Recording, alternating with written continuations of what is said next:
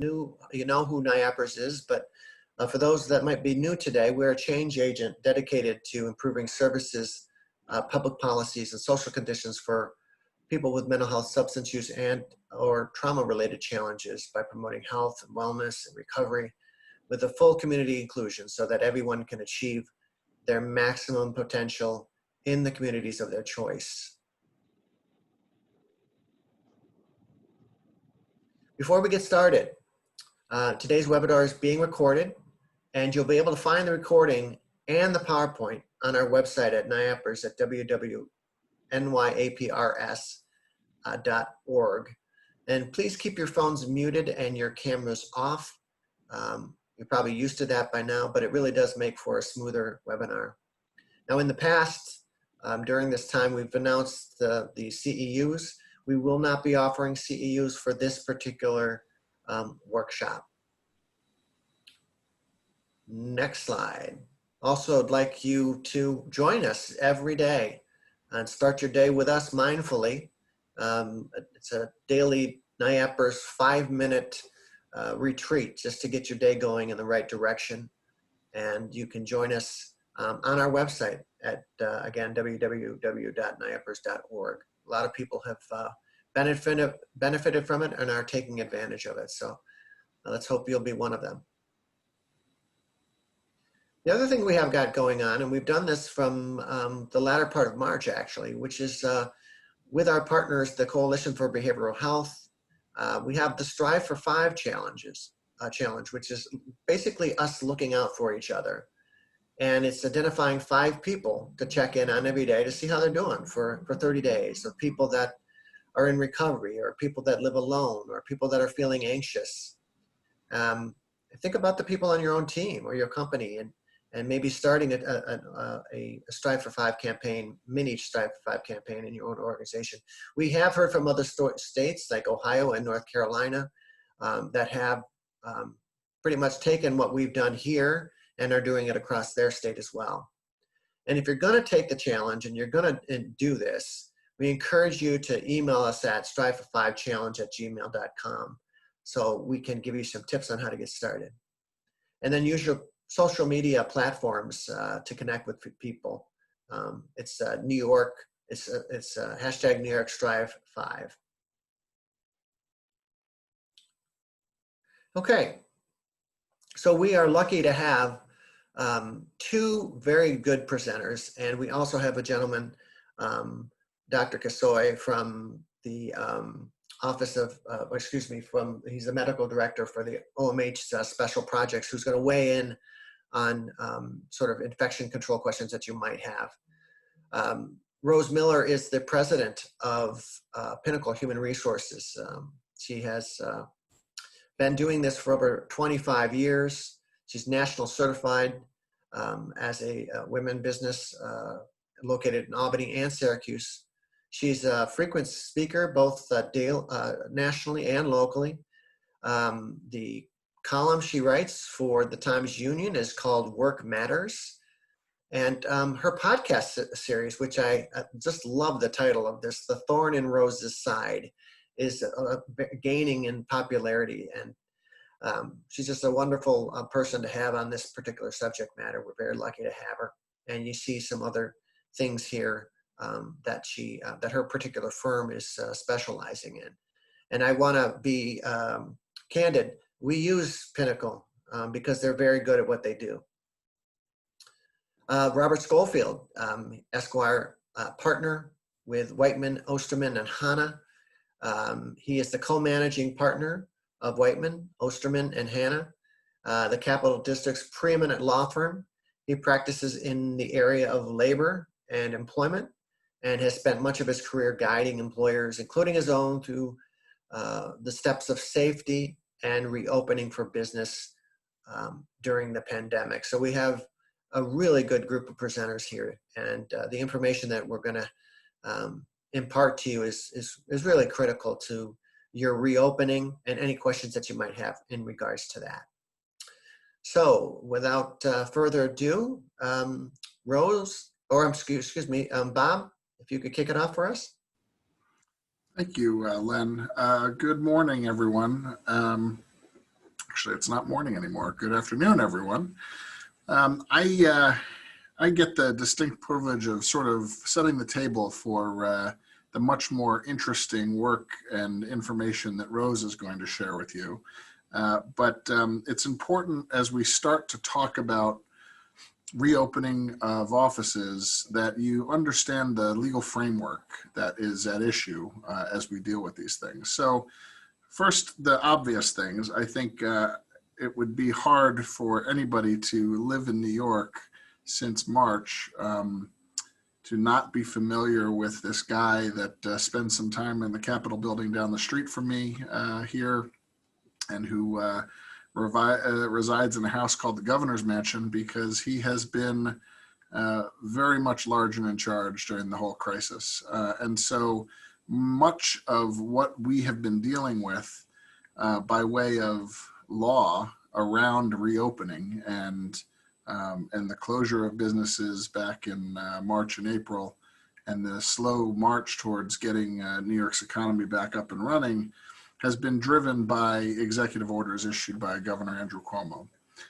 You'll see that there are 3 websites that I've listed here, and they really are resources for any business that is dealing with reopening issues, because they deal with all of the key issues that you'd be thinking about. So esdny.gov is the Empire State Development site, and that is a great resource for the actual executive orders themselves, and was important, an important place for trying to determine what business category your entity fell into with respect to reopening. And we're going to talk a little bit about what that looked like back in the late spring and early summer. The coronavirushealth.ny.gov, New York State on pause, was the original set of rules about shutdown, but that website continues to have really great information about the health issues involving this pandemic. And then last but not least is forward.newyork.gov, which is essentially the site that you want to look towards for the actual reopening rules and plans that are available to businesses in New York.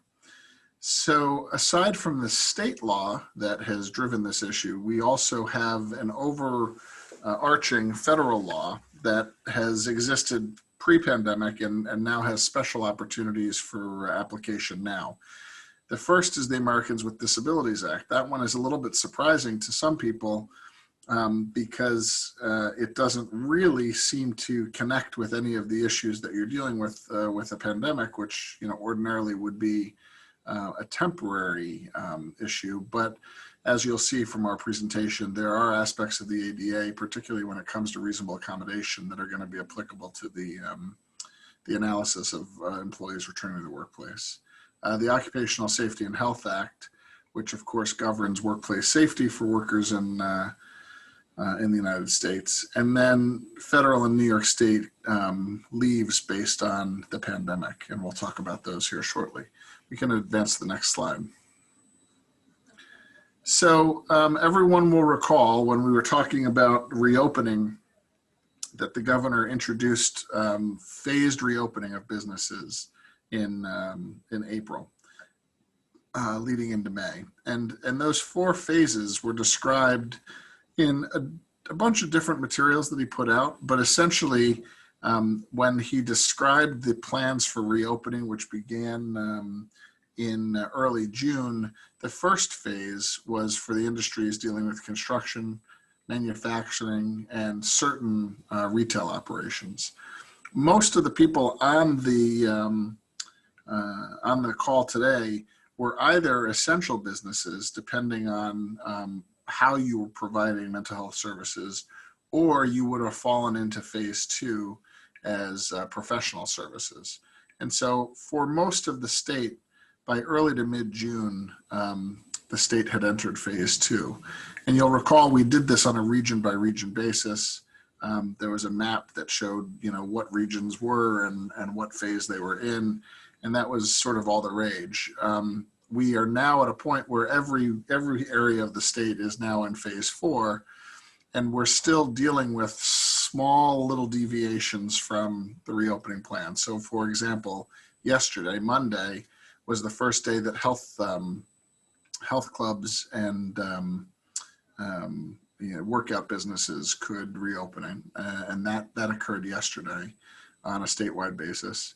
And we're still waiting for some guidance on a couple of specialty businesses, one being movie theaters, which still have not been cleared to open by the state. Some of the other things that New Yorkers like to do in the summer, like amusement parks, are still waiting additional guidance and what have you. So next slide, please. And here's that regional map that shows you how the state was dealing with these. As a general rule, the first areas to reopen were in the western part of the state. The Finger Lakes in western New York got the initial clearances, followed by central New York and the North Country. The capital region was about a week or two behind them. And then it took a few more weeks for the areas in the southern portion of the state, Mid-Hudson, Long Island, and New York City, to start their reopening processes. But as I've noted before already, all parts of the state are in phase 4 at this point. Next slide. So how do you know what restrictions are on your business? Well, New York, as part of its reopening process, developed a lookup tool that is driven by the national industry codes. And it still is a very, very helpful tool to help decide where you are in the process and what restrictions exist on your business. So what you have before you right now is output from that lookup site.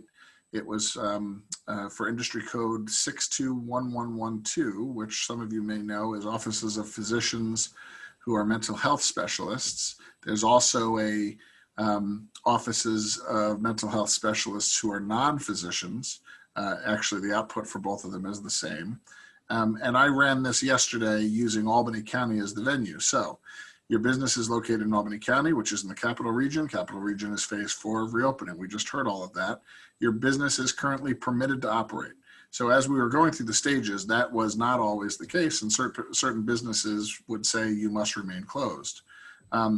Then you'll see, please use this business safety plan template and highlight. We're going to talk about what that form is to develop the mandatory safety plan. And then you'll see there's links to those other websites I told you down below. If you were to go and do a search for this industry today, you'd get this same information kick out from the lookup tool. Can we go ahead and advance the slide? So in addition to the lookup tool, the governor and the state have been very, very good in offering state-of-the-art industry-specific guidelines on how you can safely reopen your business. They were published as the industry reopenings were occurring. So as we moved through each of those phases, the state released additional reopening guidance for the businesses in that phase. And those reopening guidelines address things like the maximum occupancy in your business, what physical distancing requirements might be in your business, what protective equipment you needed to have available for both your employees and for visitors or customers to the business, what hygiene and cleaning protocols were required for you to follow, what communication you needed to have about your status and how you are maintaining the health of the organization, and finally, what screening you needed to do to be able to be open. And of course, in this context, screening really related to health screening and screening for potential illness. We'll advance to the next slide. So there were two really great links that I wanted you to have as we dealt with this. The first is the template, which was referenced in that lookup guide output earlier.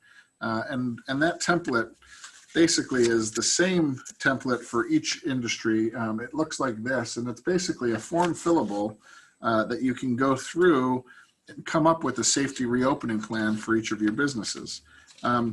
It's nice because it does walk you through the process, and it is relatively easy for even someone who hasn't dealt with these issues to sort of figure out and to come up with a viable plan for your business.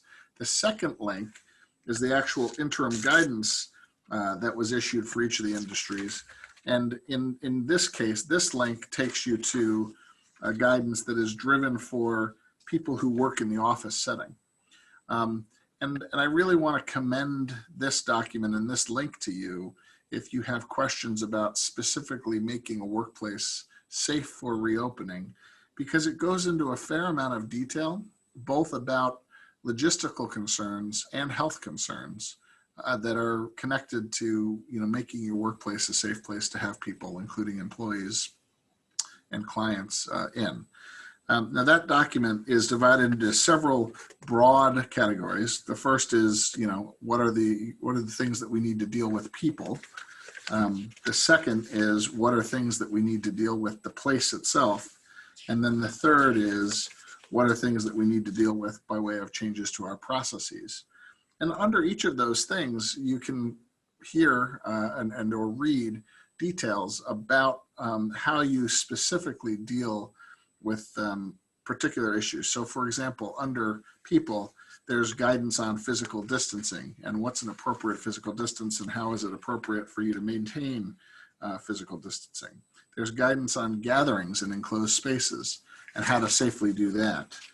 There's guidances on workplace activity and what's appropriate for limitations on workplace activity, both with respect to reporting to work and also activities within the workplace. Movement and commerce, specifically how do you get employees moving around the country and or the state to conduct the business of your organization if that's applicable to you. Within the places heading, there's a section on protective equipment. There's a similar section on phased reopening, which we've talked about. And then there's a section on reopening communications and how do you communicate with employees.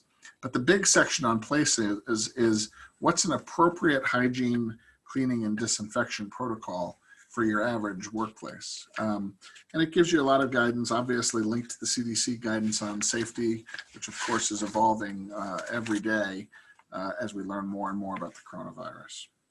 And then the last section, as I mentioned, is processes. And there you'll see that the big topic is screening and testing, which we're going to talk about a little bit more in a moment. And then contact tracing and the employer's role in that process. Those documents are the two that are linked there on that screen. We can advance to the next slide. So basically, again, this is a little bit of a strange situation, and most people wouldn't recognize that the fact that the ADA is the body of federal law that is really driving some of the analysis here. And the reason for that is the ADA is the body of federal law that talks in terms of what questions an employer can ask of employees without violating the Americans with Disabilities Act when they're asking questions about medical conditions. Now, the Equal Employment Opportunity Commission, which is the federal agency that's responsible for enforcing the Americans with Disabilities Act, has a guidance. It actually existed before the pandemic, because you may recall that a few years ago, we had another pandemic, I believe it was 2008, that we were dealing with the swine flu, H1N1. We've had other situations where we were dealing with other pandemic-related illnesses. And the EEOC saw those as opportunities to explain when it is appropriate to have a different standard in place with respect to employee questions. So the EEOC advises that it's permissible to ask employees about symptoms associated with COVID-19 or any illness that's pandemic-based beyond fever or cough, i.e., do you have nausea? Do you have diarrhea, vomiting, loss of smell, taste? As long as you do that consistently and with respect to all employees. It's not appropriate to ask individual employees those questions if you're not asking them of all of their peers. If a particular employee is asked medical questions, the Americans with Disabilities Act requires the employer to have a reasonably based belief and based on objective evidence that this person could have the disease. And any symptoms that are noticed should be those that are consistent with the disease itself. The EEOC further says that you can screen job applicants for symptoms of COVID-19 after, and that's an important time frame, after you've made a conditional job offer, as long as you do though for everyone who's entering the same job. So why is it after you've made the job offer? Well, the law presumes that you make the decision as to whether or not you're going to hire someone on something that is not a protected class, and a person's medical conditions or disability status is indeed one of those protected classes. So just like with an ordinary disability analysis, you can make an offer of employment to someone and then ask them some questions about their ability to do the job, either with or without a reasonable accommodation. Well, that standard applies here too. After you've made the offer of employment, you can ask the employee questions about COVID-19 exposure and their symptoms. If you're going to ask questions like this or deal with testing, which of course we think is a good idea and we're going to talk about, it's important that you keep all medical information separate, including any statements that the employee has or suspects having the disease, or any documentation from questioning the employee about symptoms. So in other words, this is not stuff that you just throw into a personnel file. It's not stuff that you just sort of, hang on to cavalierly. This is confidential information, and the EEOC wants you to treat it as such and keep it segregated from personnel files where you might be looking at information that could affect a person's job, either prospectively or in a disciplinary case. And then the EEOC always wants you to consider other potential accommodations and to encourage self-monitoring as part of this role. So in other words, if you've got a situation where someone has symptoms, but they can otherwise work as long as they're not in the workplace, they'd like you to consider things like remote work as an accommodation. And of course, the world has gotten very used to remote work, and Rose is going to talk a little bit about that shortly. But remote work has been one of the huge accommodations during this whole process. Next slide, please.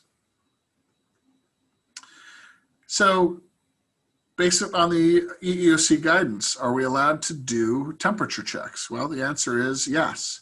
They specifically addressed this issue, and they specifically said, look, under the circumstances, when you're dealing with a pandemic, it is appropriate for an employer to do temperature check as a protocol to maintain a safe workplace. How do you do that? Well, they're allowed, as our questions about symptoms under the ADA, some specific considerations that you need to be aware of. First of all, some states require a notice to the employee. For example, in California, there's a provision in the Consumer Privacy Act that you would need to comply with. Again, consistent application is a key to avoiding claims. You can't do this randomly. You can't do it for certain employees, not others.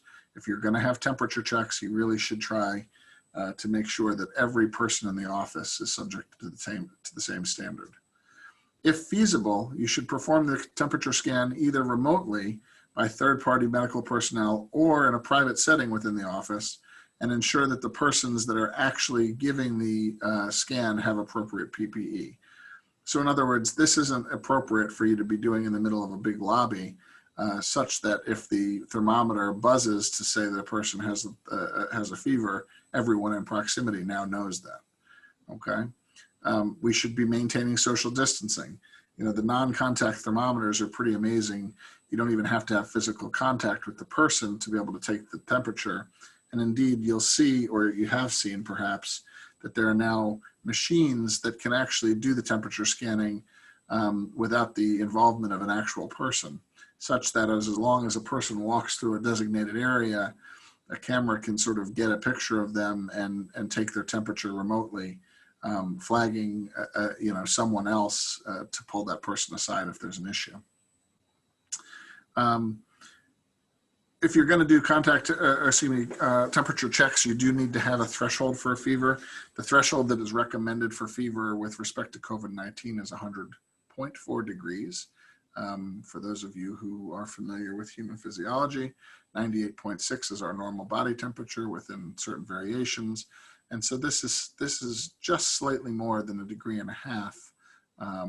above that number as the signifier of fever.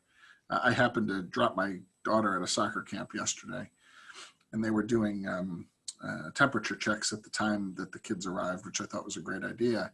But when I picked them up, they were doing temperature checks at the end of the day. And at least here in Albany yesterday was probably about an 85-degree day. It was very, very humid.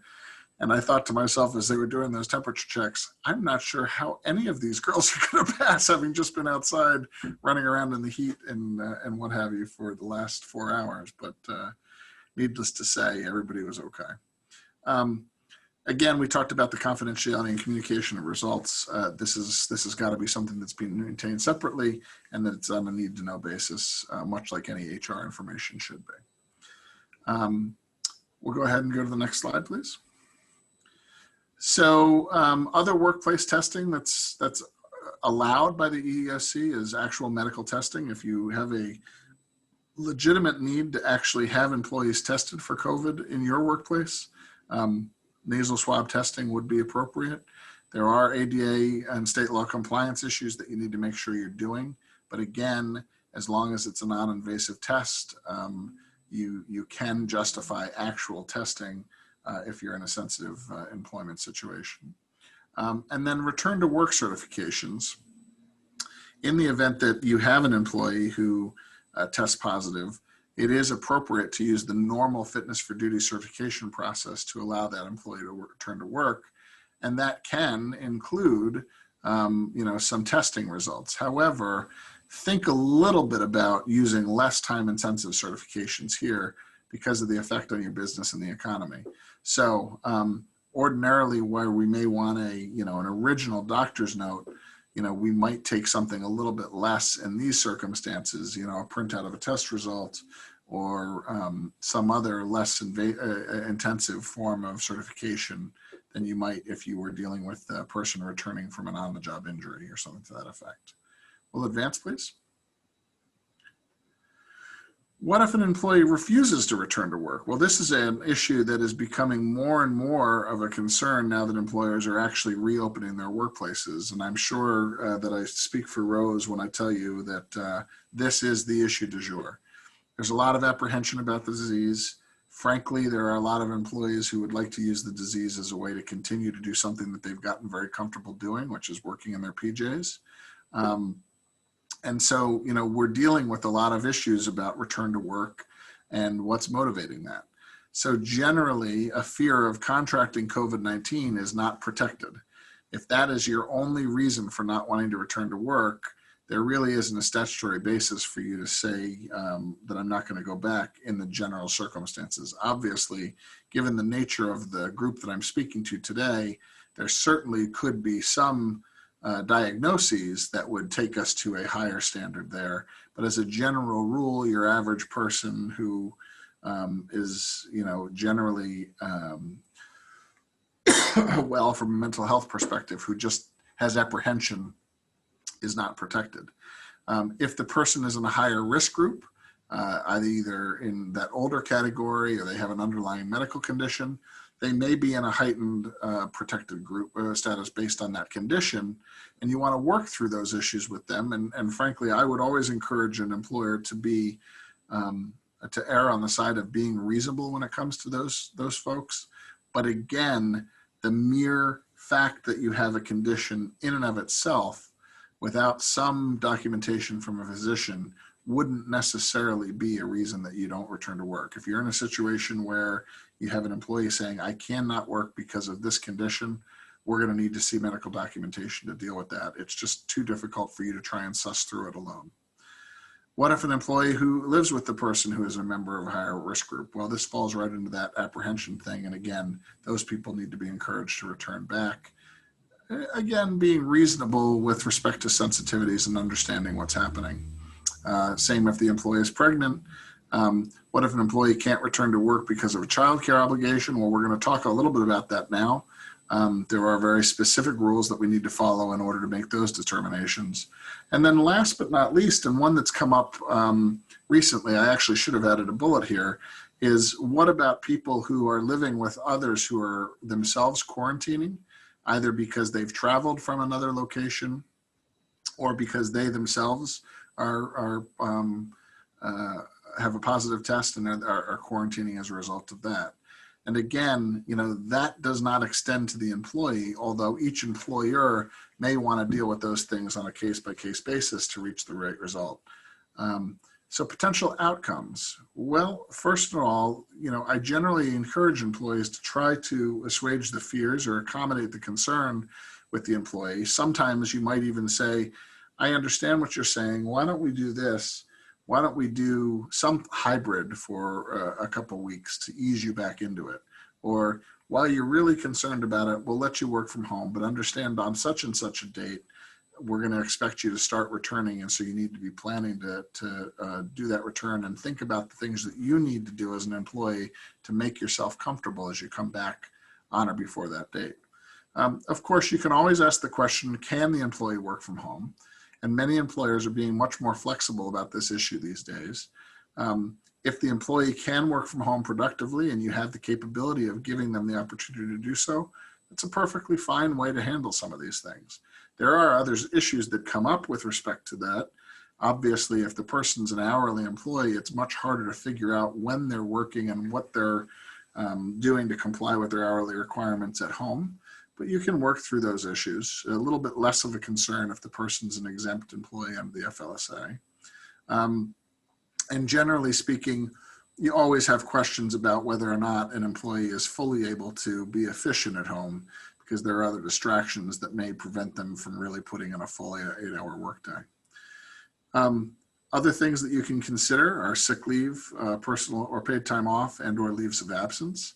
Even if they're not one of the ones that the person qualifies for as a result of COVID, those are tools that you can keep in the toolbox to deal with someone who doesn't want to return to work. And of course, you can discipline an employee for an actual refusal without a good reason. But I think I would encourage, and I suspect Rose would be in the same place, that that's really the last place you want to end up. You don't want to immediately go to discipline when an employee is refusing to return to work or expressing apprehension about returning to work. Next slide. So, are there legal risks? Well, there are. Obviously, pardon me, most of the risks that an employer faces with respect to employee injury in the workplace is covered by the workers' compensation laws. And of course, we all know that in exchange for being in members of the workers' compensation system, employers get the benefit of not being able to be sued by their employees for on-the-job injuries.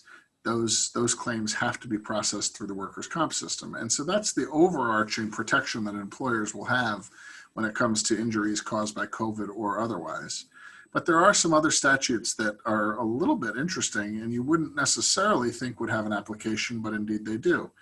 So, for example, the National Labor Relations Act, an employee, even one who's not unionized, may have the right to refuse to work in conditions that employees reasonably and in good faith believe are unsafe, even if that belief is mistaken.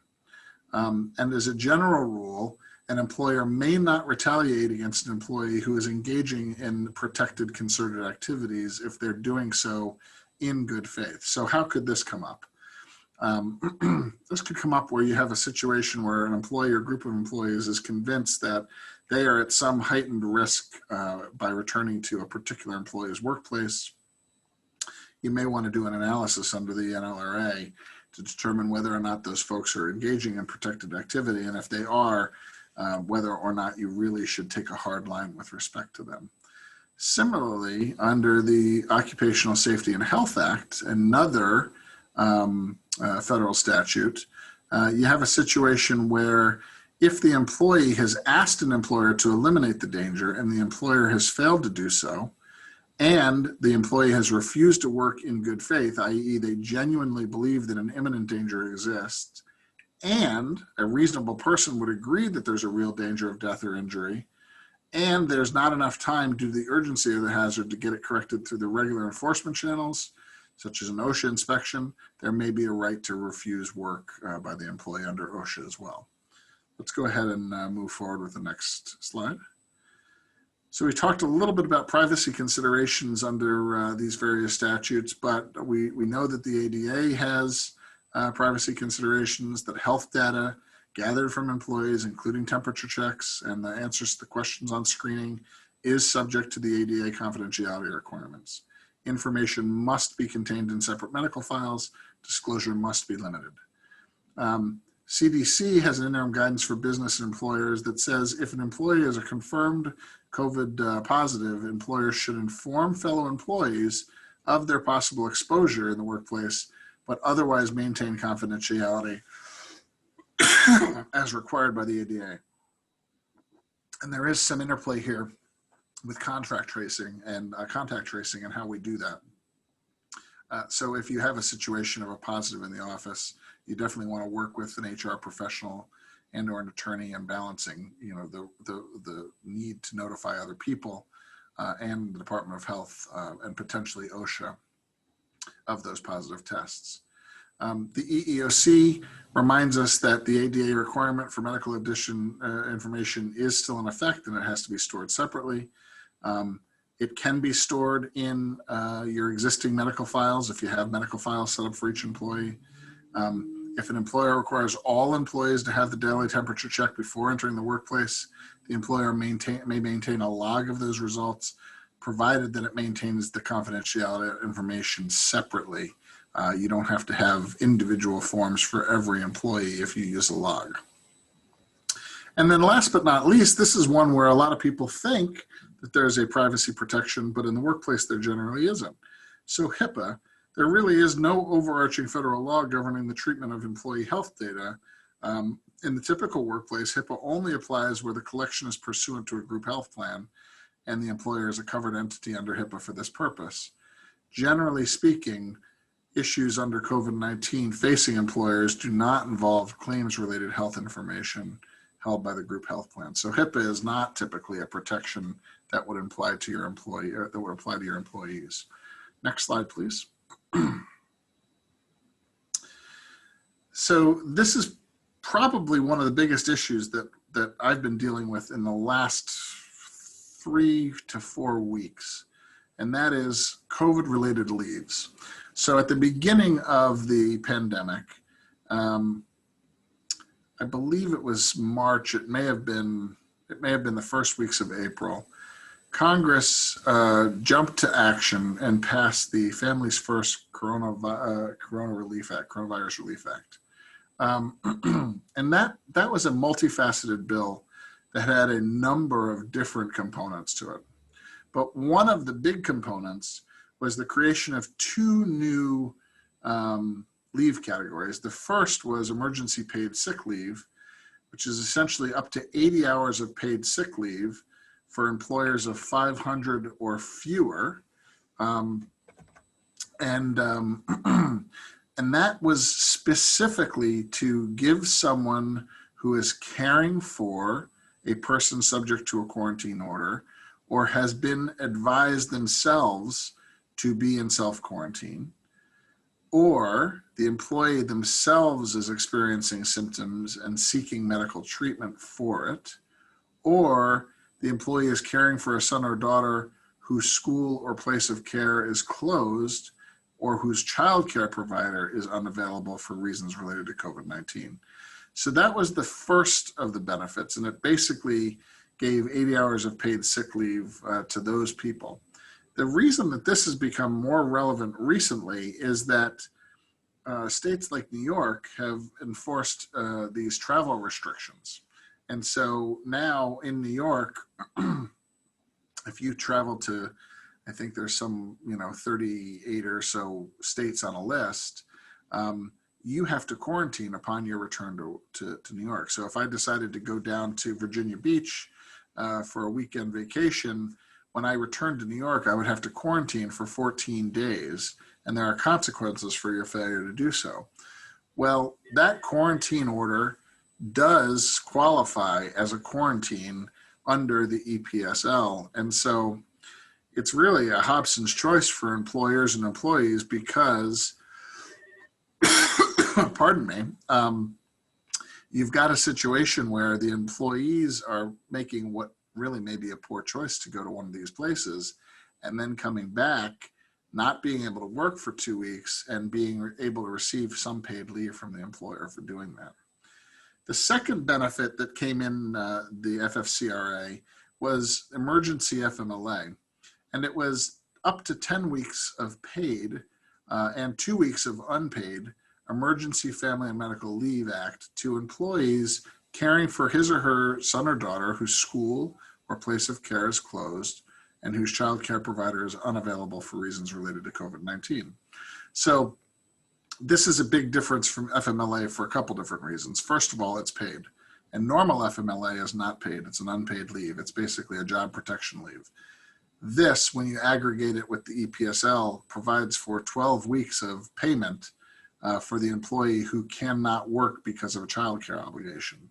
And so we're facing this now because, again, we've got situations where schools are closed and employees are being asked to return to work. And how do they balance that with their kids coming back? The question of when is a school closed has been answered now by the Department of Labor. And they've basically said, if your school is in a situation where you can't go there, you know, is teaching remotely, or basically your only opportunity is to learn online, then it is closed for purposes of the Act. And that's important because you've got a lot of schools in New York and a lot of schools around the country who either started with a remote online experience or will be in a remote online experience due to testing concerns. Similarly, if your school is in a hybrid model so that their kids are attending some days and not attending some days, the answer has not, or the question has not been definitively answered, but it appears that the answer will be that you will use that EFMLA intermittently. So on the days that the school is open and the child can attend, whether or not the child does attend, those days would not be eligible for the leave. But on the days where the school is closed and the child is learning remotely, the parent may be entitled to the FMLA leave. There was a court case brought here in New York a couple weeks ago where the court determined that the intermittent leave rule that said that employers could deny intermittent leave for these circumstances was illegal. And so currently we don't have clear answers as to whether or not an employer can say intermittent leave is not acceptable. And so we're dealing with intermittent leave under the FMLA as well. And then last but not least, right at the beginning of the crisis, New York State also passed a paid quarantine leave. It frankly is subsumed by the federal leaves, and there really isn't too many circumstances where this would occur except for potentially employers of 500 or more, because of course the federal statute is for 500 or fewer. And so if you were an employer of 500 or more, you'd need to be aware of the fact that you have an obligation to offer 14 paid days of COVID leave if they had to take leave because they are under a mandatory or precautionary order of quarantine. This one is one where the governor came out and said, this does not count where somebody went to another state for vacation and is now coming back. You don't get the benefit of the New York State leave for doing that. Next slide. And so now I am going to turn this over to my good friend and colleague, Rose Miller, who will take some of the legal information that I just shared with you and make it into common sense and help you guide through the difficult issues that you face when you're making human resource decisions in this context. Rose. Thanks, Bob. It's always great working with Bob. He's such a talented attorney and really knows how to spell out these legalities that we all have to adhere to. But the devil's in the details, and you have to take all these laws and you have to actually implement them in your everyday workplace. So I'm going to talk to you about the human resources side of implementing these things. So we're going to talk about planning and communication, the handbook updates and your posting requirements, implementing the health and safety guidelines when you're dealing with administration of the leave of absences and the sick leaves, benefits considerations, and then other HR considerations. Next slide. So nothing like a good plan, and with us being temporarily staying in place and shut down, it was an opportunity to take pause and to reflect on everything that we're doing. So when you're reopening and you continue to stay open, whether it be remotely or on site, there are different things that you need to plan for. So first one is that we suggest that you have someone in charge of your office that is following all those great websites that Bob showed you. because things change. They change weekly, if not daily sometimes. For example, the list of states that are that the governor has the quarantine, that has been changing on a daily basis. Bob mentioned yesterday we can go to gyms.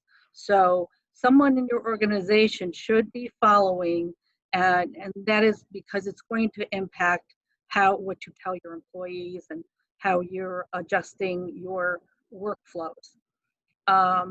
You want to decide who has to be in the office and who can work from home. You have mental health services that can be done through mediums of telephone, Zoom, and whatnot, but there are other places that you have to go to. So you have to decide who is the requirement, who can you do a hybrid. You need to plan these situations out, and you need to determine who really needs to be. And it's not a matter of preference. You should look at it through your organization and your organization's needs, because historically we've always had employers that wanted to see people, and that in this time, in this period of time, it's not really what you would prefer. It's what makes more sense to your organization and what kind of flexibility can you allow, because this is a time to be accommodating and flexible. You want to look at your compensation and any impact to Fair Labor Standard Act. With remote workers, one issue that's coming up with the Department of Labor is that employees are saying they're working longer when they work remotely. And in turn, they're claiming that the employer is not capturing all their hours worked. So you do have to make sure that you have some sort of method where everyone's paid for all the hours that they work. And if you did have employees that were laid off or furloughed and you're bringing them back, you're more or less rehiring them. So you do have to go through the whole rehire paperwork process, which includes, wage notice. You have to refresh things, give them their payroll, onboard them once again. Next slide. You'll want to see, depending on how long if they were terminated, laid off, or furloughed, how did that impact any of their benefit plans? Were they able to just continue with the same benefits reinstatement, or did they have to re-enroll? There was changes to what they call the Section 125. That's all your flexible spending accounts, medical, dependent care, and transit. There was some revisions that apply to this year only. We don't know if it's going to be continue. For instance, on your medical, you're able to do over the counter again. There was long ago where they allowed over the counter, and now you're able to do that this year. Usually with flexible spending accounts, you make an annual election and your only alternative is to keep it all year. They did allow the dependent care and the transit to stop. You can waive them and stop a mid-plan year. That was a change because many of the places, if your place was closed, there's no need to pay for parking. If your daycare center was closed, there's no sense, you're not going to be paying for daycare. So they made major changes there. You need, as an employer, to communicate these things. So you want to look at all these different considerations, and it may be time to encourage the use of a mental health professional and some wellness benefits. If you don't have those, the EAP or whatever, you may want to add those to your benefit plans right now because they'll be very helpful to your employees. Next slide. Policy updates and postings. Whoever doesn't have a handbook out there, get one yesterday, because you have to have a handbook. It's a very protective document for your organization, and there's things you need to tell employees. We talked about Family First Corona Response Act. That was required that you tell all employees about their rights and responsibilities, and you were also required to have a poster hung up in your workplace. So if they're remote workers, they still need to know about this benefit, and you need to find a way to communicate all the updates that had to do with the leave, whether you're subject to the New York version or the federal version. Those needed to be communicated. And with every policy, you also need a procedure, and that needs to be communicated. Where do they get the forms? Who do they go to with questions? If you're going to ask for medical certifications, who do they submit those to privately and confidentially? When it comes to OSHA, whoever's subject to OSHA, and as Bob said, OSHA's been very active in this time. Viruses like the flu were never considered under OSHA as a reportable, but this one is. So now you have to make sure that your OSHA 300 reporting is up to date. You want to have a fact sheet on all the different forms of leave. And you also, when putting your cleaning protocols and you are opening up your business, every spot should have a stop the spread of germs poster, and also mapping out flow charts so there isn't too many people at the copier, too many people in the lunchroom. When you're talking about social distancing and keeping people safe, sometimes that's a challenge, and you have to plan for how the workflows are going to happen, how the people are going to be within the space. Next slide. As Bob mentioned, there was a lot of health and safety guidelines and issuing. And again, someone in your organization needs to be in charge of the updates and any sort of guidance that these two agencies are providing, because someone has to implement these and communicate them. So you have your disinfecting cleaning protocols. The way most office spaces are designed, the tenant inside their office space is going to be responsible for all the disinfecting and cleaning protocols. Any of the common areas would be the building. And if you have any concerns about either one, you really should go to your cleaning company or your landlord, and you have the right to ask them, can I see your disinfecting and cleaning protocols? Not everyone's doing the correct thing. Not everyone's doing everything that they're supposed to be doing. So you as the employer want to keep everyone safe. You want to make sure if you do use a cleaning company for your internal space, are they using the right things? And you also want to make sure that the people in your organization read the labels of things that they're using, like Lysol, and make sure that they're being used according to the directions, because we've had some problems that way. The safe and social distancing can be a real challenge in an office setting, so it takes a lot of planning. As far as meeting and meets and greets, they should only be allowed if they're totally necessary for your organization to have. If you can have meet and greets over Zoom or on telephone, you should be encouraging that at this time. You want to develop a procedure on what happens if you have a confirmed case. As Bob mentioned, there's a requirement to let people know if there's been an exposure. You want to develop a procedure, a fair, consistent procedure every time for doing that. So confidentiality is intact, but at the same time, people know that there was a suspected case, and they can deal with it accordingly. You want to develop a policy on how you're going to do your daily health screenings.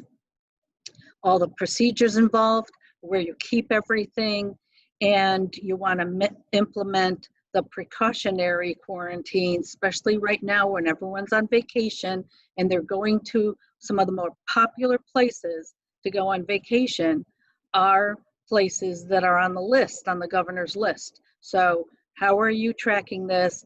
How are you letting employees know? And you have to make the decision, or someone's responsible for making the decision of who's going to be on a precautionary quarantine. Next slide.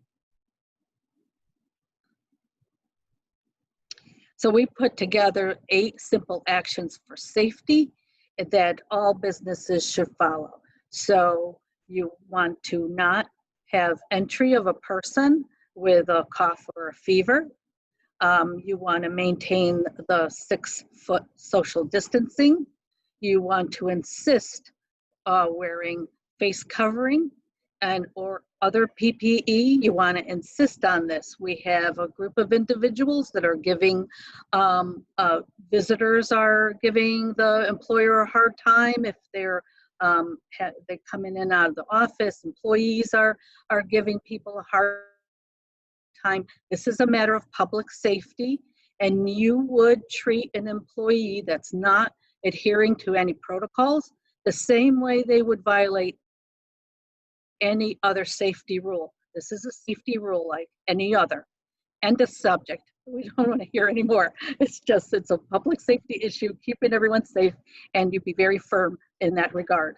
The Stop the Spread poster tells a lot about how, sneeze in your elbow and avoid shaking hands and all the different things. You want to look for areas where people share tools like the copier. Most people have removed their coffee stations. It's just too dangerous right now. So you want to just identify those places in your workplace. And again, about the travel. Next slide. We find leave of absences and the accommodations, as Bob mentioned, this is what's keeping him the most busy, is the employer's different scenarios that are presented to them and what different employees have said, and you have to make the decision on whether accommodate or approve the leaves. And this is not for the faint of heart, and it's riddled with risk if it's done improperly. So you should try to gather as much of advice, have really clear policies on the subject, and more importantly, really good procedures in place. One of the best pieces of advice we can give our companies is please don't respond on just a complaint alone. Always, always base your decisions on the request for information from a healthcare provider. And it could be a mental health provider, a medical provider, but that should be what you react on. If they have a bona fide reason for not returning to work or not coming in the office, it's going to be substantiated by someone other than them. So that is probably one of the safest ways that you can go. But you want to make sure you have the leave of absence and ADA request forms. You want to respond right away to whether you're going to approve it or deny it. You want to keep up to date on, because this is an area with the EPL and the FML that's changing. So, and you have, we have an upcoming new, if you have a New York City office, you already have mandated sick leave, and there is a proposed statewide sick leave policy that may happen. And I say may because we're still all tracking it.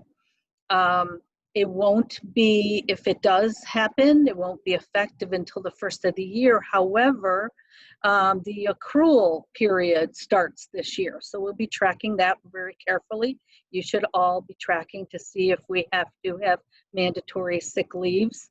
That may cause us to change if we have the all-in-one PTO pool. we may want to carve out sick time out of that pool and reduce that major pool because we now have mandated sick leave. And you don't want to carry it over like a PTO policy would be. So lots to be considered when it comes to structuring the internal mechanisms when you have a request for the leave. If you hear of an employee struggling with something, because it's not just the employee asking for leave, because that's assuming they knew their rights and responsibilities as well as everyone, and they don't.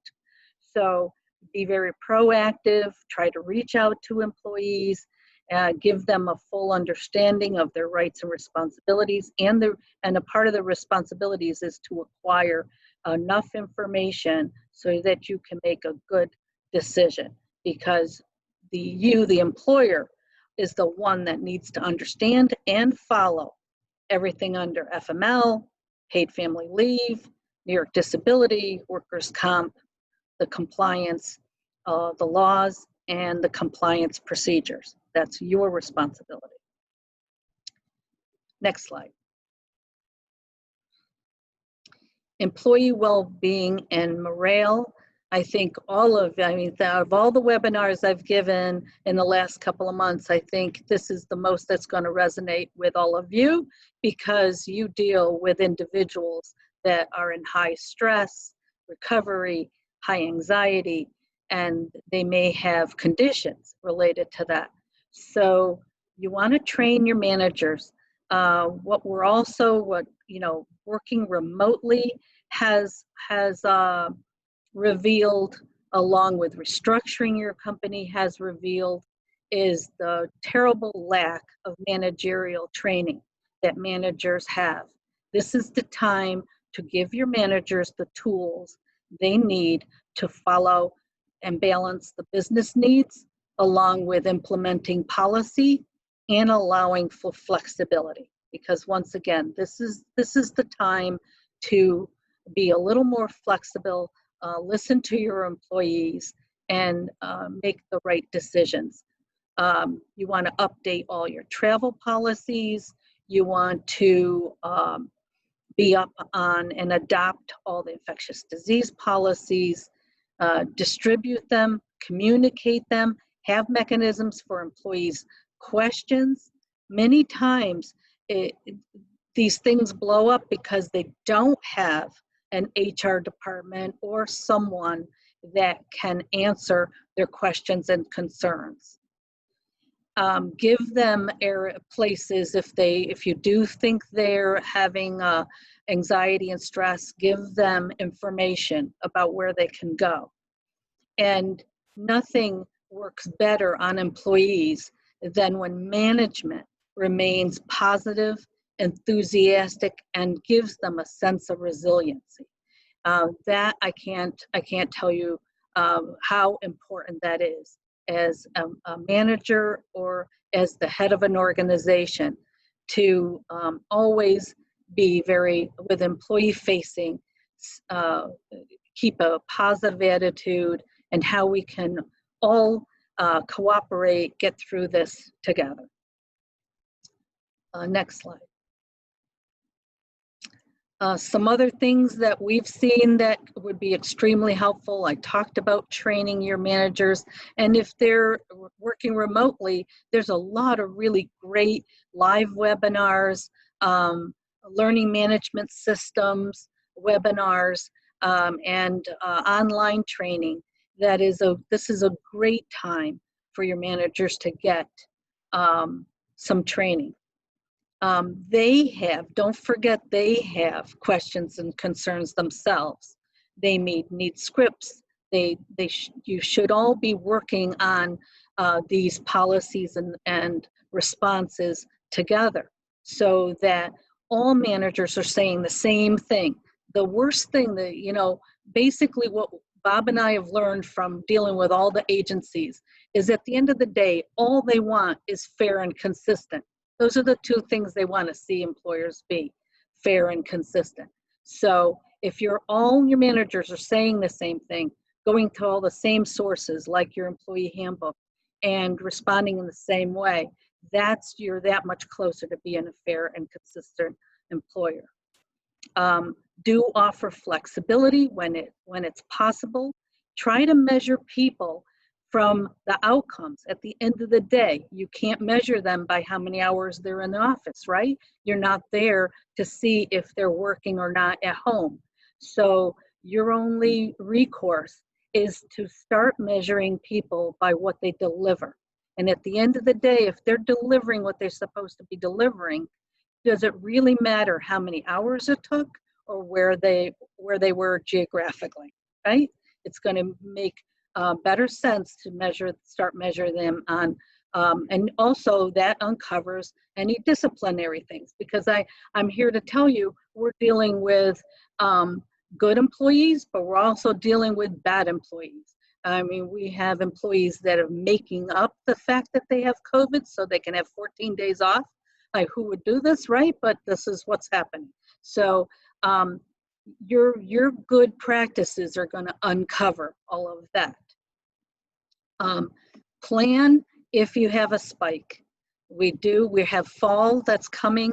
We all have a big question mark as we all come back indoors. What's that going to mean to us? So put as a part of your plan, what happens if you have a spike of COVID in your office? Wonder if by, we hope not, but we have a large spike and the governor shuts down some phases again. So we still have a lot of question marks with our future, but nothing is better than having a plan. It makes you feel more in control, makes me feel more empowered to at least have a plan to follow these things and be able to keep your businesses running, but at the same time, keeping all your employees safe. So Bob gave you some really great websites to go to. Some of these have been repeated here, but we also, Bob had given me a while back a Cushman Wakefield that's great about the protocols in office spaces. So these are really great informational sites in order to reopen and stay open very safely.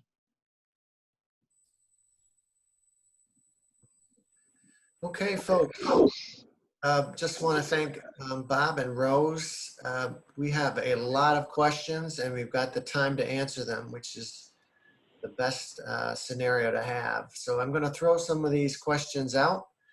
Len, may I add a couple things? I think it might start answering some questions too. Sure, absolutely.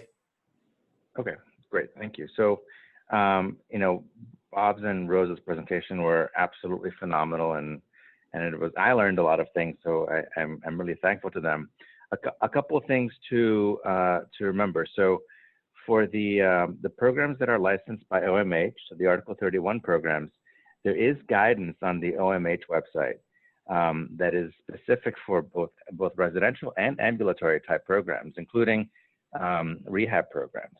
That goes into a lot of detail and takes the recommendations from the CDC and the Department of Health and tries to make it more specific to mental health settings. So it's highly encouraged for everyone to sort of review those.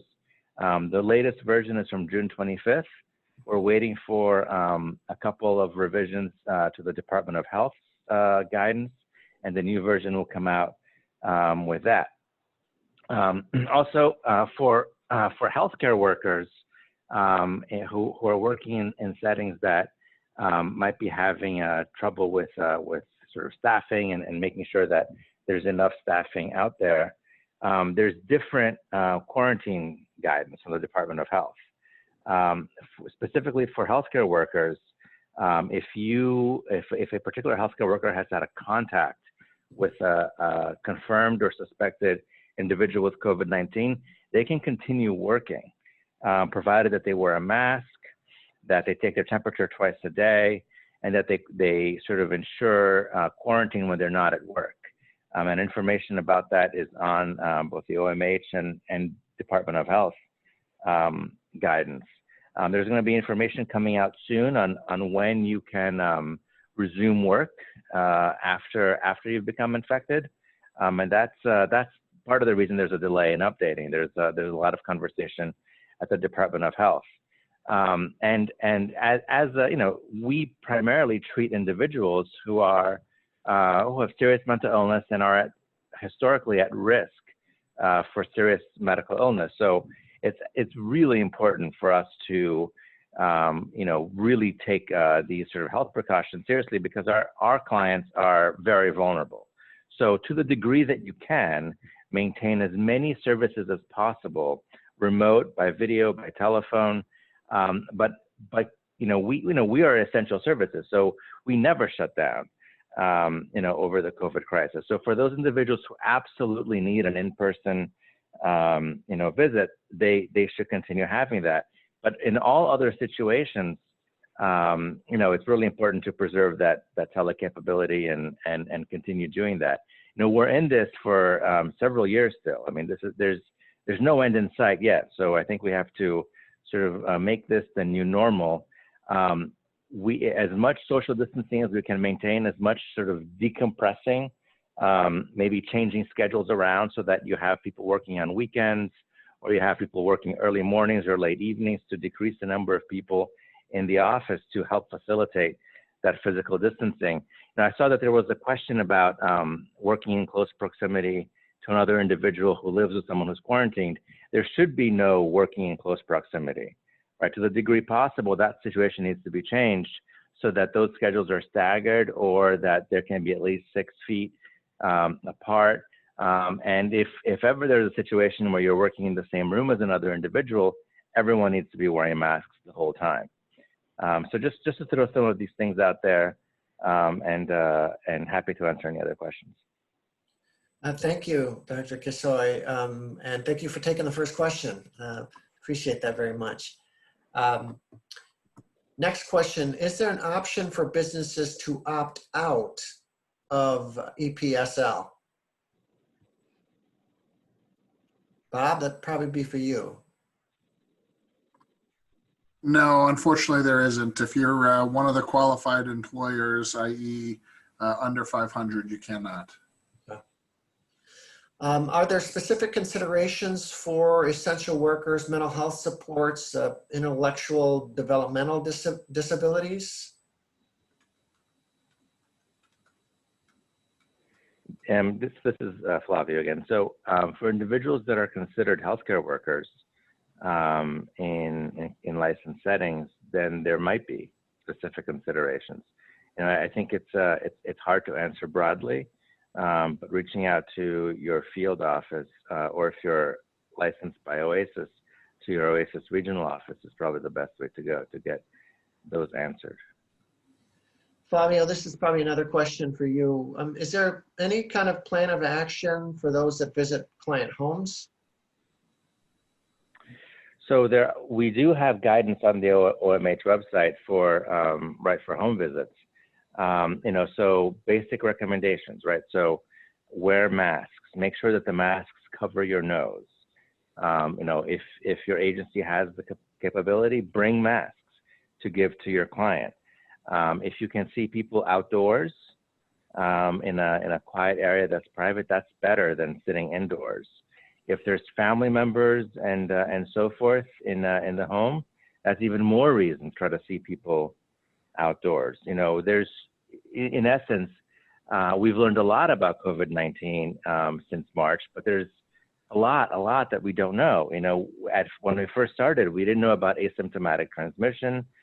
We didn't know if this was spread by droplets or aerosols, and now it seems like it's a mix of both. And we don't know, if you've had COVID-19, how long the immunity lasts, and does it if you get a different strain of the virus, is it protective? So there's a ton that we don't know. So wearing masks, hand hygiene, seeing people outdoors is the best protection. Of course, if you have to see someone indoors, absolutely make sure that you and that person, is wearing a face covering, mouth and nose, and staying at least 6 feet away. Thank you. And does a business have the right to not pay an employee who voluntarily visits a state and then is on a 2-week quarantine? Well, so I see this question in the chat a couple different places. And there's some confusion out here because when the governor put his list out and started the process of putting states on the list, he very quickly made it clear that people who do this, who travel to a quarantine state knowingly and not for business or with one of the exceptions, cannot use the state leave, okay? There is no guidance, at least I just went this morning to make sure that there wasn't an update that I missed. There's no guidance from USDOL that answers that question contrarily for the EPSL. And if you look at the language of the EPSL, it's triggered when there's a government quarantine. So the conventional wisdom is if a person goes and travels to one of those places and comes back to New York and has to quarantine, that they are eligible for EPSL. Right, and it also has the language precautionary leave. Yeah. And that makes you tend to believe that it is a qualifying event. But I'm also, it just seems nuts, right? I mean, it's one of these things that you don't want to encourage this behavior. Part of it, I think, is driven by how this came into play. You know, we also saw this with the $600 unemployment insurance payments. It had the unintended consequence of having employees not want to return to work because they were getting paid so much more than they were earning there. So I think that Rose has hit it right on the head. It's just, it wasn't expected. And right now, DOL has not given us guidance that suggests it's not available. right. And I'm seeing a lot of questions about the EPFML because we're going into a school system and we have the schools doing hybrids. And let's face it, before COVID, we never asked an employee, what do you do with the kids, right? It was not an employer's question. In fact, it was frowned upon. It would seem to just could have been deemed discriminatory. So we just, you know, you working parents, you figure it out. You know, a company may have family-friendly policies, but maybe they didn't, right? Maybe they didn't care. So now we have a Leave Act that does care, that is very supportive. And there's a lot of discussion, and Bob and I have talked about this. There's no easy answers because they may have coverage, they may not have coverage. What I'm hearing, and I think Bob agrees with, unless you have hard evidence against not giving it, give the leave, because Department of Labor has weighed in on this. There's court actions happening about employers firing employees that have, rather than give the leave, either deny the leave or fire them because they refuse to work because of childcare needs. So a real big warning on and caution about denying this form of leave. And here's the good news, because I saw this as a question. You give this 80 hours of leave, whether it qualifies for the full 80 hours of pay or the partial pay that's the family leave gives. You code it correctly in your payroll, that is repaid with the deduction on your payroll taxes. So you really are not paying it. Okay, so you pay this out in using the code of EPL or EPFML on your payroll, and that amount that you gave comes off of the payroll taxes that are submitted in that payroll. So the employer themselves isn't paying, so you really should not be a stickler on giving this. If it seems like it's a request that falls into it, I think the current wisdom is to allow it. And there is a question about PTO. Just that would follow your standard PTO policies. So they would first be eligible for the leave that's been enacted, okay? You can't force them to take their PTO first because that PTO that you're paying is not deducted from your payroll taxes. So there's a real advantage to first give them, if they're eligible, for the family first leave, get the deduction. But if they require more time and they're out of family first leave, you go through the same procedure you would do for any of your PTO, which should be an employee requests, and you can either approve it or deny it, right? If you deny it, they're on unpaid leave time. I hope that clarifies. Yeah, and a couple things to add quickly on that too. The school issue is the hot one right now, and there's a question that was just added to the Q&A from USDOL on when is a school closed. So if a school is only teaching through remote learning, they are defined as closed and therefore may trigger the EFMLA. But anytime you're dealing with the EFMLA, the first question you should ask the employee is, can you work remotely? Assuming you as the employer have the ability to send them work and have them work remotely, and they answer, yes, I can, then whether or not they have a childcare issue or not is immaterial, because as long as they can work remotely, they do not need to get the leave and they're not eligible for it. Now, some employees are savvy to this and they know to say, no, I can't work remotely. I only have childcare and I must focus on that, in which case they're going to get the leave. But remember, that leave does count as FMLA, and if they use it, it's gone. And that's true of the FMLA entitlement for the year too, as Rose just said. So, you know, I'm not trying to make light of this. It can be disruptive, but these things are designed to try and work together. Thank you. You guys just banged out about 6 questions, so I appreciate that.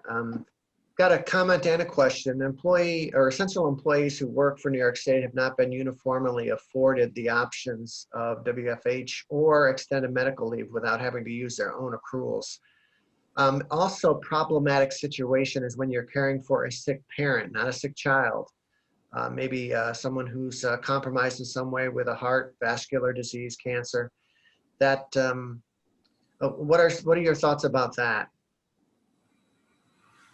Well, it would be a qualifier under paid family leave, which is one of the things they can get. And I think if the parent is sick related to COVID, they're going to be a qualifier under EPSL. Yes. They're not going to be a qualifier under EFMLA, which is really focused on childcare. Right. But to the extent that that exists, there is going to be the same benefit as a private sector employee would get, assuming the illness is COVID related. If it's not COVID related, then none of these leaves are going to apply. Then it's the paid leave. Or regular FMLA without pay using your accruals. Right. All of the above. This is easy, right? One of here's the last question, and it's in regards to some of these one-time benefits. Are they per issue? In other words, if somebody goes out of the state more than once and they quarantine for 2 or 3 times, do they get to use the benefit each time they leave the state and then come back and are quarantined? Now, these are one-shots. Once you've used it, you've used it. Gotcha. So in other words, if you use your 2 weeks for one of those travels, and then you yourself are seeking treatment for COVID because you actually have symptoms, you don't get the second benefit.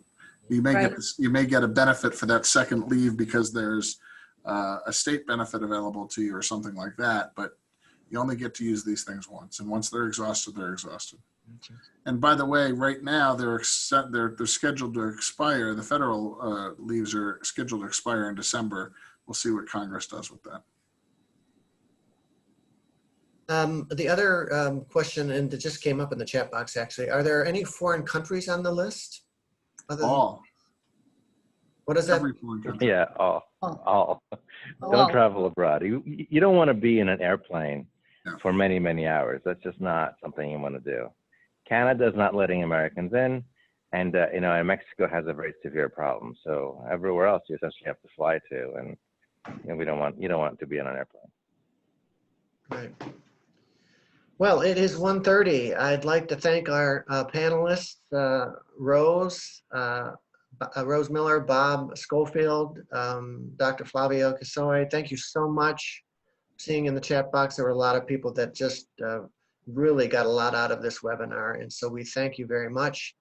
The NIAPRS webinar series is going on hiatus for the month of September. We have our NIAPRS conference, which is a huge event, and it's going to take place on September 22nd, 24th, 29th, and October 1st. Hope to see you at that conference. More information on that will be out tomorrow. You guys have a great afternoon, and we'll see you in September. Bye now. Thank you for having us. Very positive piece of Okay. news literally just came out in a press release. The governor took 5 more states off the list. Oh, Yay, yay. want to let people know what those states are? Alaska, Arizona, Delaware, Maryland, and Montana have just come off the list. Okay. Up to date. Good, good. Thanks, everybody. Stay safe, everyone. Take care. Bye.